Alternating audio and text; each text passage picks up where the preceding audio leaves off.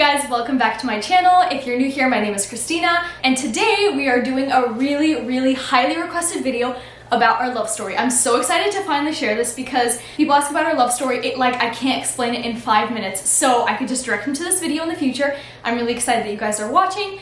I'm joined here by my husband, Ivan. Hello. You say hello to the camera. Hello. So we met at a mutual friend's wedding. But prior to that, since I was 16, 17, I have been writing love letters to my future husband. I've been praying for my future husband, and I was actually recording videos, and times whenever I felt really lonely or I felt like my soul really missed him, I would record videos of myself, kind of as if I was talking to him to give to him later. We met on July 28th, so this is a few days prior to that. My entire family left camping, and so before that, as I was leading up to that, I just felt like God was completely bringing me close to him and preparing me for something. And the entire week, I couldn't figure out what it is. I was spending a lot of time in prayer and devotions and just really seeking God, trying to figure out what he was preparing me for. And at that wedding that was happening on Saturday, my dad was actually officiating it, and I was supposed to translate it. And last minute, the bride and the groom, which are really close friends of ours, they asked me to host the reception, to do the announcements when people want to sing or just participate. So I was pretty involved at this wedding, and the day before, we had a rehearsal. So I pulled up to this hotel, and I was sitting outside of my car, and the bridal party was running late. So I recorded a video to my future husband. I don't even know how it's possible to miss somebody you've never met in your whole life, but I know everything is gonna happen in God's timing. We'll see you next time, or who knows, maybe I'll meet you tomorrow. The next day, I show up to this church to translate. I see some of my classmates from Portland that I went to Bible school with, and there's 3 of them, and there's a 4th guy that I do not recognize. Naturally, after the wedding, I run up to them, and I'm like, oh my gosh, hi, what are you guys doing here? And there was this 4th guy, and I kept looking at him, and I was like, he's just super quiet, tall, dark, and handsome, mysterious. Just so happened to be Ivan. I was invited to one of my friend's weddings. A group of us got together, about 4 guys, and we just decided to, instead of flying, to drive. Driving with 4 guys, not taking a shower for 3 days is fun and can get stinky sometimes. So we decided to drive. What happened was, I really did not want to go. And so we did it. We came super tired, exhausted, but we did it. Ivan didn't really notice me whenever we met at this wedding. When I first saw him and came up and started talking to him, I felt like I have known him my entire life. And so I remember leaving this ceremony, Ivan was sleep deprived, he was just there, he was talking to me, he was flirting a little bit, and I remember, at the ceremony, he gave me his name, but he was being mysterious on purpose. He was looking kind of smug. So as I was leaving the ceremony, I called my best friend, and I was like, oh my gosh, I just met this guy, and I was like, you know how I really suck at flirting? Well, it was so easy to talk to him. So we get to this wedding, I was the host, so my responsibility was to come up to the table and tell people when it was their turn to get up and go to the buffet table. And I saw where he was sitting, and I don't know why, you guys, I felt so drawn to him the entire wedding.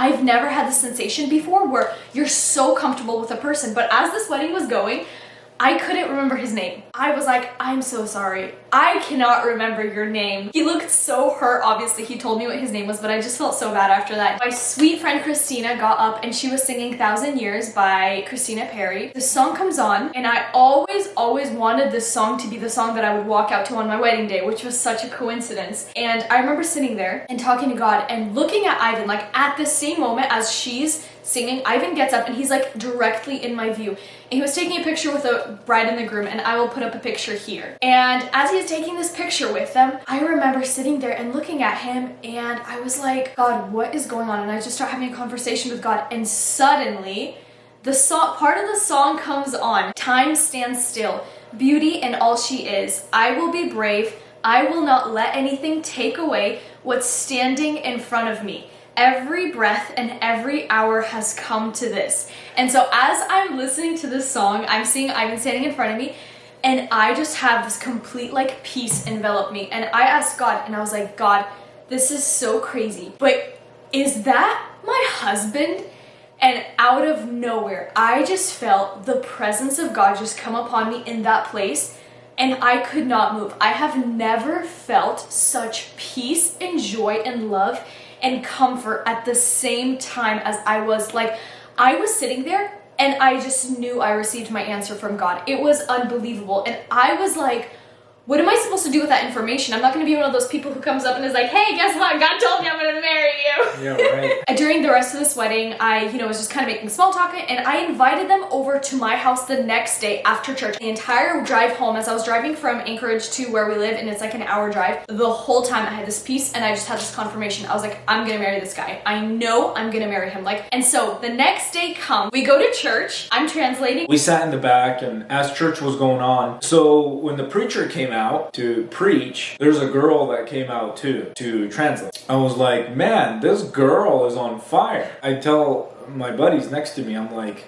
man, I need a wife like that. Hot, young, blonde, that's on fire for God. And what happened was, I was like, I'm gonna get her number. And they're like, no, you're not. She's out of your league. Keep in mind, at this point, I'm already convinced I'm gonna marry him. I already know that I'm gonna marry him. I'm like walking on clouds, and he, the second day, only finally pays attention to me. After church, we got invited to her house. At the end of dinner, we were about to take a group picture with her. I was like, hey, we're gonna take on your phone. And then we took on her phone, and I'm like, hey, can you text it to me now? So therefore I got her number. So as they were at our house, this entire time, Ivan and I have got some chemistry going, and we're talking and stuff like that, and Ivan will not stop talking to my dad. And the whole time, he's just making my mom laugh, he's talking to my dad, and I'm low-key jealous because he's not paying attention to me. I'm supposed to be marrying this guy, and he's not paying attention to me. I did that on purpose. Yeah. Ivan suddenly tells me that he's moving to Texas, and I was like, whoa, no way, because I want to end up in Portland. I want to go to Vancouver, I want to live there.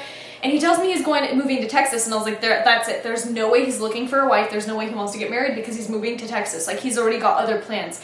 And so I say goodbye to them. I think that's the last time I'm gonna see them. And so the next day, they call me, Ivan, I think Ivan or one of the guys there, he calls me and he's like, hey, the place we're staying at, we're gonna have a big dinner. Do you guys want to come over? And I was like, I prayed and I was like, God, I'm gonna call my best friend Yelena right now. If she picks up and says she's gonna come with me, then that means you want me to go. That means I should go to this dinner, because I didn't want to get attached. I so did not want my heart to get attached and then broken. And I called her and she's like, yeah, let's do it, let's go. So we go over to this dinner, and we had some extra time to spend with them. And I don't remember if this is the last time that we saw each other, but all I remember is that we had a really good time. And after we got into the car afterwards, my best friend, her jaw dropped, and she was like, you guys have such chemistry. She's like, the entire time you guys are so comfortable around each other, you're joking around, it's you guys have known each other for years. Ivan is raising his eyebrows because this is the first time he's hearing this. Yelena can confirm. I knew that I had to start praying because there was a chance that I was going to see him in a month and a half at our annual conference, and I knew I was going to see him soon. So I was like, that's it, God, I want my answer by then. If this guy is from you, I want the answer from you by then. They start driving back through Canada. Ivan starts texting me occasionally. He starts texting me pictures of mountain goats that they saw. Yeah. And then we stopped talking for a while. I spent hours in prayer every single day, and the entire time God was just confirming what he already put on my heart. He kept giving me peace about it. Meanwhile, Ivan's on his own cloud nine. He was getting ready to move to Texas. He was already, the wheels started turning. Mm-hmm. You were already set to go, right? Yep. Finally, the day comes at the conference. We get to Portland, and Ivan comes out, of course, full on suit. And the first time our eyes meet, inside, I was like, maybe she's the one, maybe not. I don't know. I'm praying about it, and I'm thinking about it, and I want to know if that's the one. The thing is, Ivan didn't have as much conviction about it as I did, because I knew so deep in my heart, I knew 100% that I was going to marry him. I knew it was just a matter of time, and I wasn't coming on to him. I wasn't trying to flirt with him and text him all the time. I did the complete opposite. I gave him his space, and I knew that it had to come from him. The next day after church, I was leaving because I had to go catch my flight, and I left early. And I was walking out, and I had to go to the restroom, so I had to go out of the way. But as I was walking back, Ivan was walking towards me. I meet Ivan face to face, and I was like, hey, by the way, I'm heading out, I have to go catch my flight, I have to return to my rental car. And I was like, good luck, because I knew he was leaving to Texas, and I was like, good luck. God bless you. And he was shook my hand. He's like, God bless you, sister. And that's it. I drove to Vancouver from Portland, and I was bawling my eyes out the entire time. And I was like, God, you made a mistake. I asked you to give me an answer by the conference, and nothing happened. So obviously, there's a mistake, and I just completely didn't hear you right, and that's it. I'm giving it up. During the next few weeks, I was just spending a lot of time in prayer, because the whole time I was trying to let go of Ivan. I was trying to let go of this fantasy that I thought I created, but it was actually from God. One day I come home, and this is about, I think, 3 or 4 weeks after the conference, and suddenly I get like a text message from her, or a Voxer message, for those of you who know what the Voxer app is. So Voxer app and your text messages, they're linked together. And when you add a new phone number, Voxer picks that up. It says, this person's on Voxer. You had an old picture. And I'm like, your picture is so old. That's the first thing he told me. This guy broke my heart without even knowing it. I haven't talked to him in weeks, and that's the first thing he tells me. He's like, your picture is so old. Yeah, we just kind of started talking back and forth, kind of. Ivan and I, we started talking, and he got straight to the point, and this went on for 3 days. We had a really deep conversation, and literally from sun up till sundown, we would text each other, we would talk to each other, and for some reason, like, I just knew this was it. I knew it. Like, I'm not even worried about it. On the third day, I was already preparing, doing the full car maintenance on my car, changing tires, oil change, because it's a couple thousand miles that I'm going to be driving to Texas. He was moving to driving out to go to Texas And already. what happened was, I texted her and I'm like, hey, can I call you? And so she's like, sure. And I'm like, okay. And when he asked me, can I call you? I knew exactly what it was going to be about. I asked her how her day was going. And then literally the next thing I say is, would you consider me more than a brother or a friend? She's like, yeah. And I'm like, right away I tell her, I was like, you're going to be a great wife. And I'm like, okay, I want to do this, this, and this, and this, and this. So we're going to go, I'm going to buy you a flight ticket. You're going to meet my parents. You're going to meet my friends. You're going to meet my pastor. We're going to get prayed for. We're going to do this and this and this. We're going to go to a restaurant. And we're going to... He's talking to me like during this conversation. We're having this conversation over the phone. I'm like shaking like a leaf. I feel like my body has gone into shock at this point. If I had not been praying for this and somebody would call me and tell me all these things, I would hang up and block them. But because God already told me this, like I already felt that he was going to be my husband, I was already prepared for it, although it was still such a shock. I asked, when is the golden month? Well, when do you want to get married? He basically asked me, but we decided to pray about it, and we're like, look, let's spend today praying about it. Tomorrow morning, you'll call my parents. You know, we'll reconnect tomorrow, see how we feel. My relationship with my parents is really close, and we really trust each other, and they don't take my opinion lightly. And so they're like, okay, you know, like, why don't you try it out? See how it goes. So I think the next week or something, I fly in to Portland and I meet his family. Everything went so well. We had a few days, like I had like 3 or 4 days there. I did not sleep much. It was so tiring, but it was just a really good time. We got to know each other. We went and hung out. I met his side of the family and started our long distance relationship. Not even a few days after you flew out, I went and bought a wedding ring. Engagement ring, and a proposal ring and a wedding band. On November 30th, we had a really big earthquake here in Alaska. It was like a 7.4 magnitude earthquake. Ivan was supposed to fly in and propose to me that day. Since there was an earthquake, everything was closed down, everything was shut down, the store windows were broken, everything was shattered. So everybody was going home. I get home, I'm so confused, I don't know what's happening. Meanwhile, this entire time, Ivan is trying to fly into Anchorage. He gets stuck in Denver, he's calling my mom, he's freaking out. And by the way, little did I know, he was coming to propose, but his family was all flying in too for an engagement party. It, like, looking at it now, this usually takes like 2 years to do. This took us like 2 months. His family was flying in. That's how confident they were that I was going to say yes. He was supposed to propose. The next day, we were supposed to have an engagement party.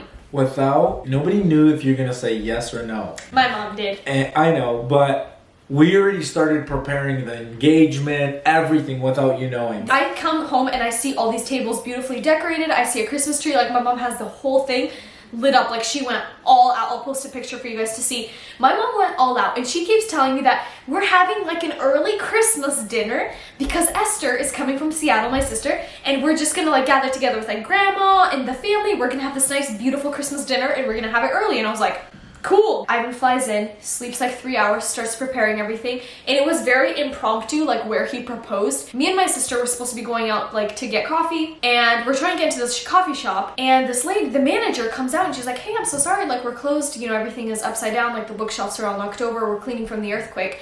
I was like, okay, cool, let's go, bye. And she keeps talking to me, and I'm so confused, like, why is she still talking to me? And I'm starting to walk away. My sister Esther is like, hey, let's take a picture. And I was like, okay. You know, because we're wearing the same coat and we thought it was so funny. And as we're taking a picture, Ivan walks out of like this coffee shop and he's holding this. So they were not taking a picture. She was taking a video. She was taking a video. She's pretending to take a picture, but she was taking a video. And then here I come out and There's a surprise there. Yeah, and Ivan, I was so shocked. And I'm one of those people, it's impossible to surprise me. Like, I remember before he proposed, I asked God, can you please let me be surprised for my engagement? Like, nothing ever surprises me because I can always guess what somebody's doing. Like, Ivan, since that time, it's kind of harder for him to surprise me. I always catch on when somebody's trying to surprise me. Yeah. But that I did not catch. And I said yes. And then 6 months later, we got married and we lived happily ever after. Do you want to add anything to the story? I think guys need to be more confident. Even if you're going to fail, I think you should take massive action and try. Even if nothing works out, like what's the worst thing that can happen? I think you should try. Try. Just ask. I agree. The one thing that really attracted me to Ivan was the fact that he was so bold and he didn't care. Like, he didn't really care about the outcome. He asked me out. If I would have said no, it would have been no, and that would have been fine. Anyways, and let this be a lesson too about like trusting in God, especially, I don't know, for females, males, for both of you guys.